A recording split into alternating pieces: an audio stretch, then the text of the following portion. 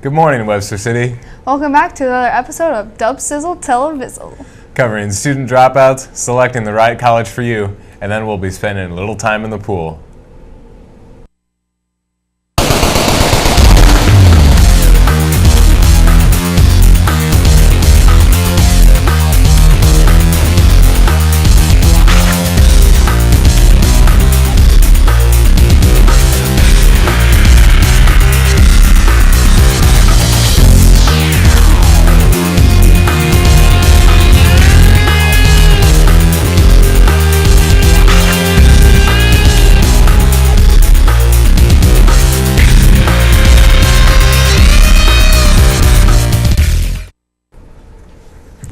Eric?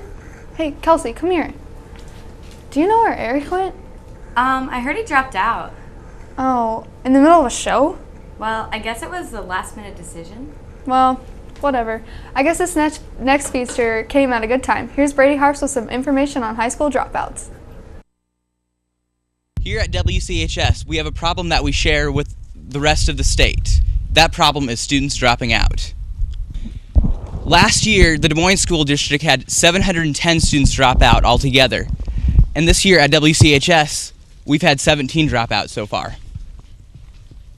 With all these students dropping out, they must have a reason.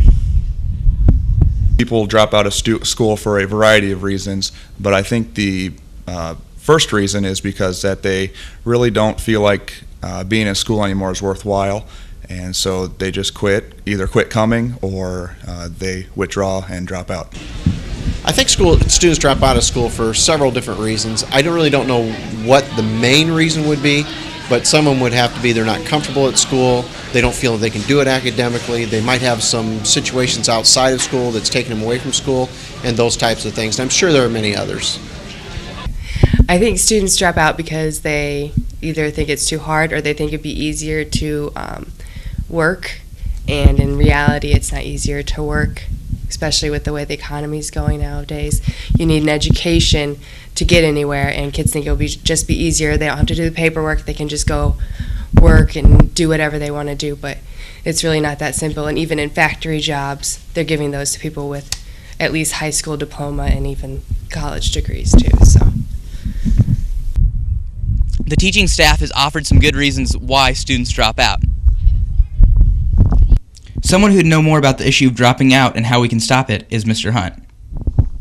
I think the main issue with students dropping out today is that educationally or in the workplace, where are they going to go, what are they going to do if they don't have a high school diploma? It's really going to have a huge impact on what their future plans are going to entail. The main thing that we can do as a school district to keep students from dropping out is to get them engaged in school somehow, to get them to feel a connection between some type of program here at school and their life, and so they can see the relevance to what they're doing here to what they're going to do in their entire life. Teachers know a lot of ways of preventing students from dropping out. They have offered these comments about that. I try to encourage students to stay in school and not to drop out because I think that getting your high school diploma looks a lot better on a resume for a job or even a college application than maybe a GED, or if you didn't even quit school, there are some businesses, even though the work isn't that difficult, that won't even allow you to work there unless you have at least a GED or a high school diploma. Things that teachers can do to help kids stay is make the learning more interesting, do a lot more hands-on activities, get the kids more interested in doing projects and researches. I think that kind of helps the kids stay focused and in an area. As you can see, dropping out is a big problem in our school, our community, and even state. Our state legislator is even trying to pass a law that would raise the dropout age from 16 to 18. You should now realize why dropping out is not a good idea, and you should stay in school. I'm Brady Harfs, and I'm going to stick to my studies. Eric, where you been? No, I was just checking with Miss Osterby about my next college visit. I just don't know where I want to go. Oh, well, there's a lot of great schools to choose from, not just here in Iowa, but all across the country. I bet it can get a little overwhelming trying to decide which college will be best for you. That's true, But Emily Slutton has been doing a little research to help juniors and seniors have a better idea on selecting colleges. I like this one, but this one's closer, and that one. When it comes to choosing which college is best for you, there are many things to consider. School that you may want to attend, the first thing to really consider is, does it offer the program of study that you plan on going into? You know, if I'm going to go into auto mechanics, I need to look for a school that offers that program. That'd be your first priority to look for. Once a decision is made on what you want to do for a career, the list of options decreases. Then there are other elements that you should take into account to narrow your list of possibilities. You know, when you're looking at schools, then you start looking at, you know, location. Where do I want to be? Do I want to be near, you know, near home? Do I want to go far away, out of state? How much does it cost? That's going to be a factor, possibly. Programs, activities, things like that schools offer. There's a whole list of different things, and you as an individual just have to decide what's going to be important for you when you're choosing. Other elements can play a big part in where you decide to go after high school. How did you decide on which college to attend next fall? I'm going to the University of Iowa, and I decided to go there because they have a really good clinical laboratory science program. I'm going to Iowa to study business because it was my destiny. Upper Iowa to play football. Whether it's academics or athletics, the choice is yours to choose what is best for you. Many different books and websites that you can look at for information, or you can talk to our local guidance counselors. Slutton reporting for Wctv, and you better start thinking about what you're going to do in your future. Thanks, Emily. Maybe I'll start looking for my future college now instead of waiting. Hey Jewel, are you excited for the upcoming spring sports? Yeah, but actually, I've been paying more attention to a sport a lot of students don't think about much. Brianna Carlberg, a senior here at WCHS, is a dedicated swimmer. Paige Bonger went poolside to see what's happening in one of our winter sports.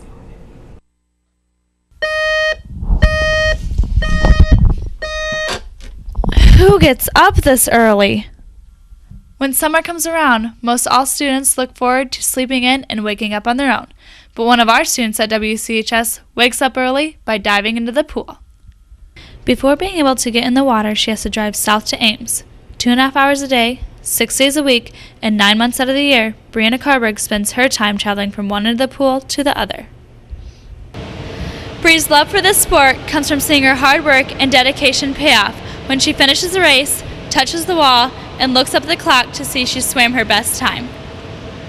Swimming with other talented teammates, the support of her family and friends, and having an awesome coach motivates Brianna to just keep swimming, just keep swimming, just keep swimming, just keep swimming. During the 10 years Ms. Carberg's been in swimming, she's attained many goals and has received a lot of awards. But what's been her most cherished accomplishment? Winning 5 out of 5 of our relays at state and getting all my PRs and taking all 3 of my individual events to sectionals. This water sport consists of many relays and individual events. Brianna has participated in both, but for this year's sectionals in Wisconsin, she qualified in the 50 free, 100 free, and 200 free individual events. You'd think after 10 years of being in the water, one would want to stay on dry land, but not Bree. My plans after high school do involve swimming. I plan to swim at a D1 college, hopefully, and hope to coach a local swim team. Just thinking about Bree's swimming schedule makes me exhausted. This alarm's set according to my daily routine, and I'm going back to bed. Have a nice nap, Paige. But don't forget, you have the variety show tonight and tomorrow at 7 o'clock and Sunday at 2, so you better catch up on your sleep now. Make sure y'all make it out to see it. It's going to be a great show. Nice job to the boys and girls with the indoor track meet earlier this week. We'll leave you with some footage of our girls burning up the track. Come on, Bailey,